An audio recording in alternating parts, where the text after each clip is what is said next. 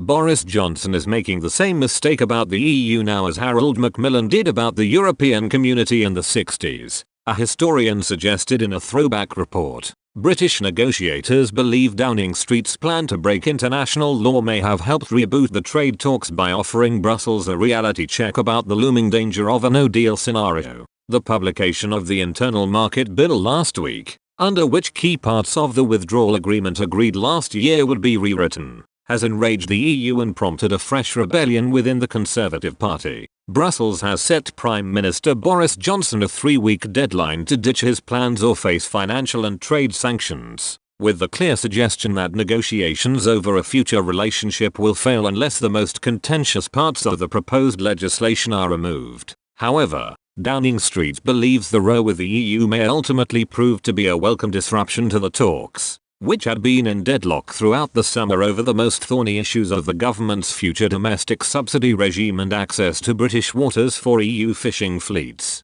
In a throwback report for the London School of Economics, LSE's blog, Professor of International History Piers Ludlow suggested Mr. Johnson is making the same mistake about the EU now as former Prime Minister Harold Macmillan did in the 60s. In 2017, Mr. Ludlow argued the EU 27 are unbending, not because they bear ill will towards the British for voting to leave, but because the nature of the EU demands internal unity. On the other hand, he suggested progress is only likely to be made if the UK makes major concessions. At the time, former Prime Minister Theresa May was trying to negotiate the withdrawal agreement, but, just like today, the talks were characterized by perpetual deadlock. Mr. Ludlow wrote, "Watching the stuttering progress of the Brexit negotiations as a historian of Britain and the European integration process, I can't help being struck by a depressing sense of familiarity. In far too many ways, we've been here before.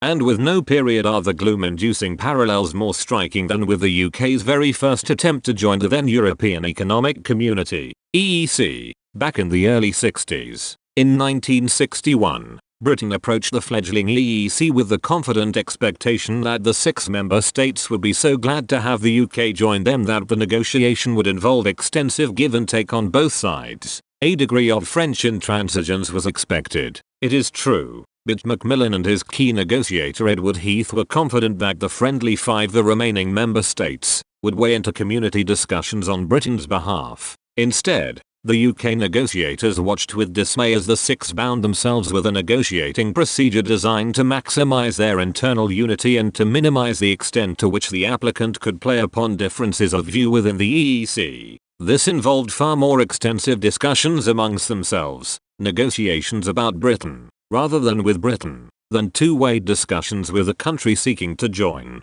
And despite repeated attempts by British diplomats and negotiators to play upon the very sincere Anglophilia and desire for British membership, felt in most European capitals other than Paris, this unity just about held until de Gaulle's decisive and unilateral intervention. This unity among EEC negotiators, the professor noted, was built around a determined defense of the community system as it had been created, and as it might develop. Britain, as a prospective member state, he added, would be allowed some special adaptations to smooth its path into the community, but such arrangements would be temporary only, designed to lessen the shock of entry but not intended permanently to exempt the new member from any EEC rules. Mr. Ludlow continued, the EU 27's insistence that a departing UK should not be allowed to cherry-pick those parts of the EU system that it likes, and opt out of those it does not, is thus wholly in line with the stance that the founding members adopted.